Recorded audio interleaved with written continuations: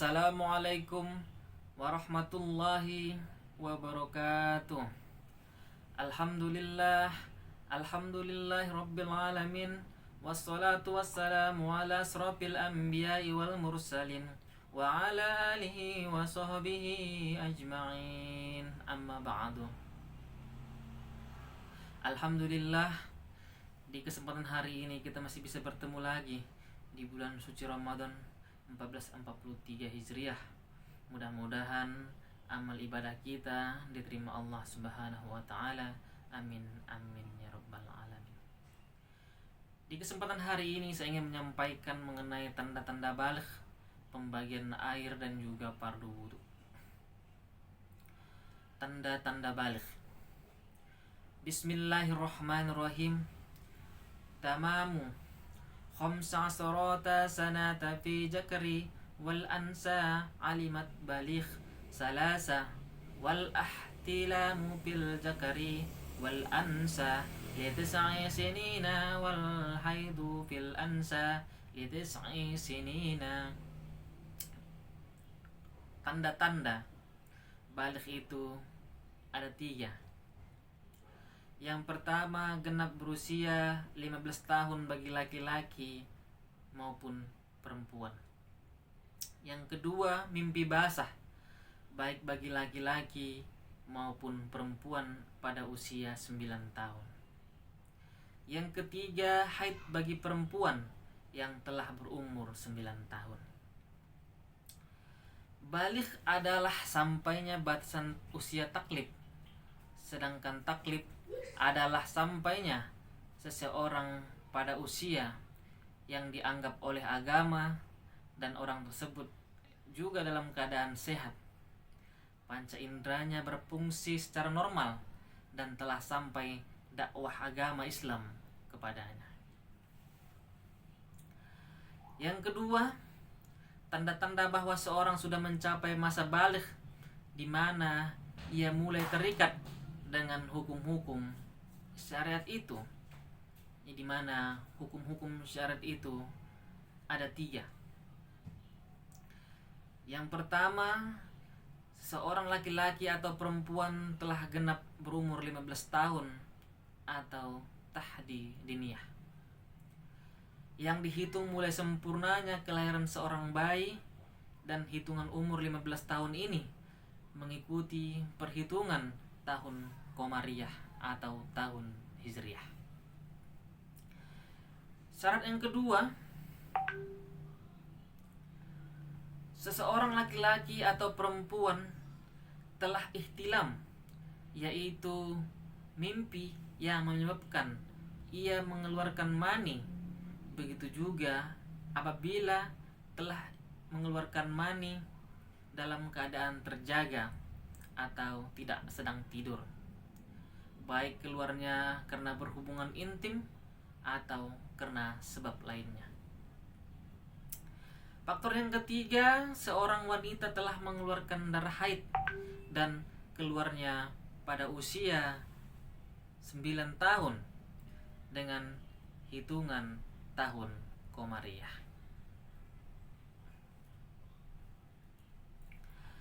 Yang ketiga, hikmah dari ditetapkannya umur 15 tahun sebagai batasan umur terikatnya seseorang dengan hukum-hukum syariat atau taklif, karena pada usia tersebut syahwat mulai bergejolak dan timbul hasrat seksual.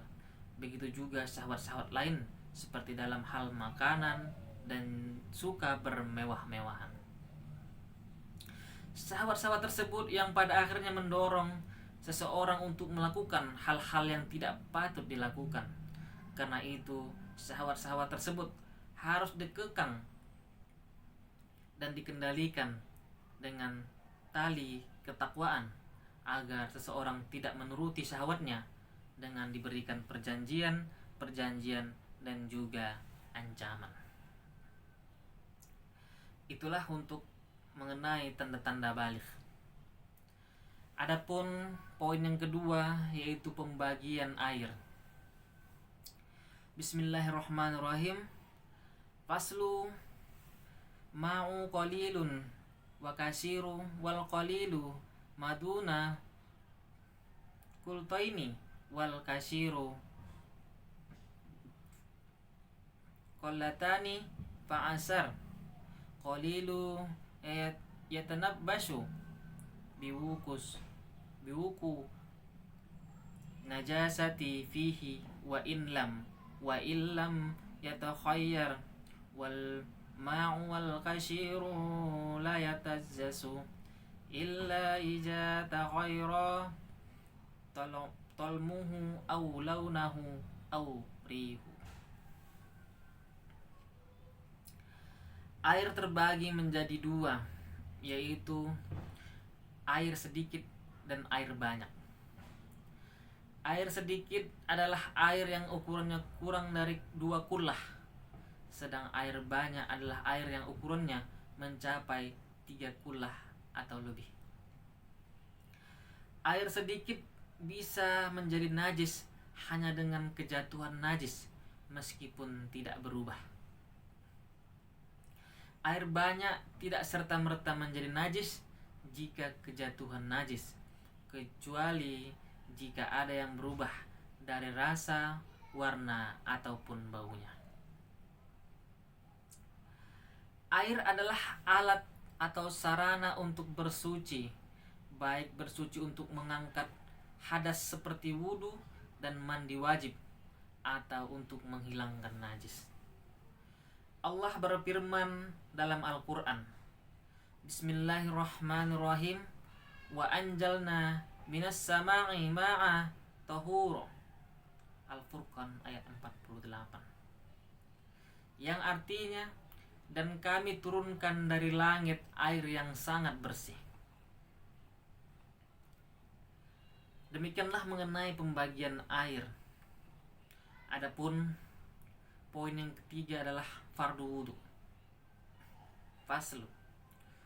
Bismillahirrahmanirrahim. Furudul wudu'i sittah.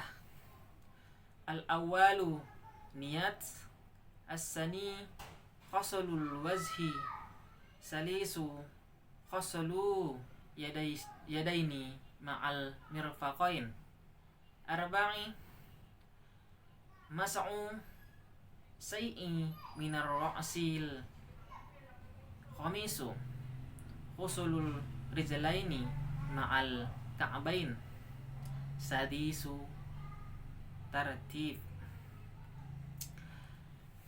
Yang artinya fardu-fardu wudu ada 6, yaitu yang pertama niat, yang kedua membasuh wajah atau muka, yang ketiga membasuh kedua tangan hingga 2 siku, yang keempat mengusap sebagian dari kepala, yang kelima membasuh kedua kaki hingga mata kaki, yang keenam tertib.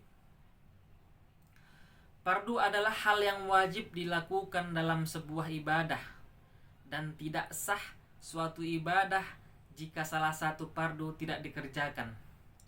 Fardu adalah termasuk bagian daripada ibadah itu sendiri, seperti membasuh muka adalah fardu wudu dan bagian wudu itu sendiri. Dalam wudu ada beberapa fardu yang harus dikerjakan ketika wudu. Jika salah satu fardu tersebut tidak dikerjakan, maka wudu tidak sah. Fardu wudu ada 6. 4 diantaranya dari Al-Quran, sedang 2 yang lainnya dari hadis Nabi. Adapun 4 fardu wudu yang berasal dari Al-Quran adalah membasuh muka, membasuh kedua tangan hingga siku, mengusap sebagian kepala, dan membasuh kaki hingga mata kaki. Adapun 2 fardu yang berasal dari hadis adalah niat dan tertib. Allah berfirman, Ya ayyuhallazina amanu ija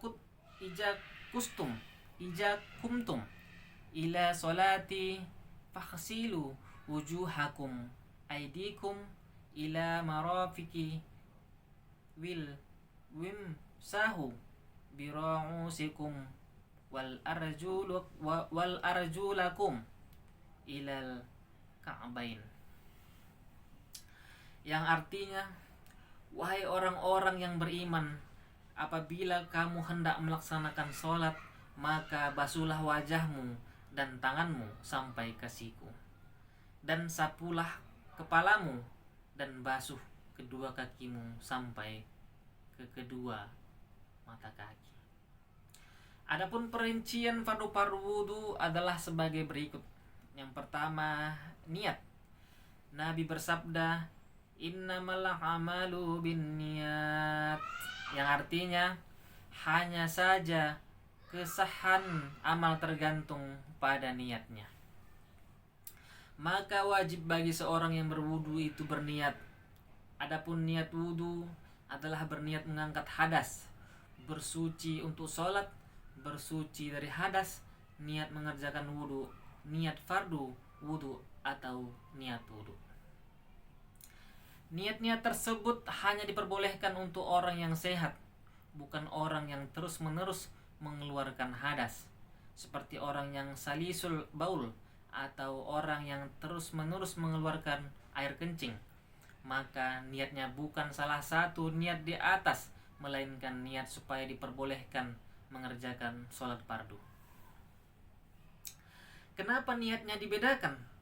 Karena seorang yang sehat, dia bisa berniat mengangkat hadas dan memang hadasnya tidak keluar lagi. Sedangkan seseorang yang selalu mengeluarkan air kencing, maka tidak sah hanya dengan niat mengangkat hadas, karena hadasnya selalu keluar. Niat tidak diharuskan dengan bahasa Arab, tapi diperbolehkan dengan bahasa apapun yang bisa dipahami oleh orang yang niat. Niat itu dilakukan ketika pertama kali ia menyentuh mukanya, sebagaimana akan dijelaskan dalam pembahasan berikut. 2. Membasuh wajah. Batasan wajah yang wajib dibasuh ketika wudu adalah mulai tempat tumbuhnya rambut kepala hingga bagian bawah dagu, dan dari telinga satu ke telinga yang lain. Diwajibkan juga membasuh semua rambut yang tumbuh di wajah, baik zahir atau yang tampak, maupun yang batin yang tidak terlihat, hingga kulit wajah kecuali rambut, jenggot, dan jambang yang tebal bagi laki-laki. Maka bagi laki-laki yang memiliki jenggot dan jambang yang tebal tidak wajib membasuh bagian dalam rambut. Yang wajib dibasuh adalah bagian luarnya saja. Yang dimaksud tebal ukuran rambut yang tumbuh di wajah adalah sekiranya tidak terlihat kulitnya dari jarak 1,5 meter. Ketika dalam jarak 1,5 meter terlihat kulitnya, maka dihukumi tipis dan wajib dibasuhi ketika wudhu. Yang ketiga, membasuh kedua tangan hingga mencapai siku. Wajib membasuh siku daripada lengan atas supaya benar-benar yakin telah membasuhi siku. Hal ini berdasarkan kaidah fikih yang berbunyi, Bismillahirrahmanirrahim, malam yatimul wazibu illa bihi fahu wal wazibu. Artinya, segala sesuatu yang mana suatu kewajiban tidak sempurna kecuali mengerjakan sesuatu tadi, maka hukum mengerjakan sesuatu tersebut adalah wajib. Wajib juga bagi seorang yang wudu untuk membasuh segala sesuatu yang berada dalam tangan, seperti rambut dan lain-lain. Meskipun rambut yang tumbuh pada tangan adalah tebal, maka tetap wajib membasuh rambut dan kulitnya. Begitu juga wajib membasuh tangan tambahan yang tumbuh di tangan yang wajib dibasuh, mulai dari jari, tangan, hingga siku. Mungkin demikianlah yang bisa saya sampaikan mengenai tanda-tanda baligh, pembagian air, dan juga fardu wudu. Adapun kesalahan atau dalam pengucapan itu mungkin tidak terlepas dari kesalahan saya. Adapun kelebihan hanya semata-mata dari Allah Subhanahu wa taala. Saya akhiri, wassalamualaikum warahmatullahi wabarakatuh.